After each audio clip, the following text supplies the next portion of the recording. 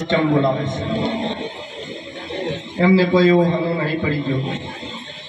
પણ જય બોલવાનું કારણ એટલું જ છે કે કદાચ જાણે અજાણે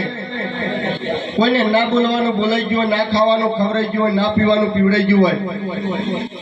તો આવા દેવસ્થાનની અંદર બેસીને પરમાત્માને આરાધના કરતા ભક્તિમાં કોઈ જોણો ના જોણો, પણ કદાચ બળ કરીને જો કદાચ એક વખત જય બોલી દે ને તો તમારા કરેલો પાપ બાળી નાખે અને આપણું મુખ પવિત્ર બની જાય।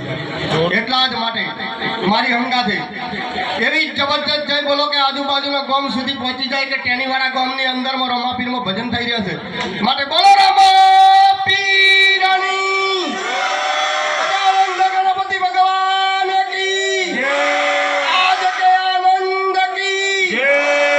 હરિગુરુ સંતોની જય હો, अपने अपने माता पिता गुरुदेव की जय हो। वाह, बोलो છો તમે હો। આજે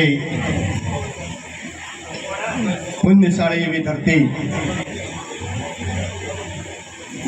ટેનીવાડા ગામની અંદર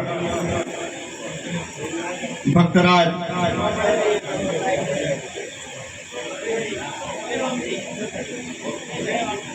લવજીભાઈએ જે પગપાળા હેડી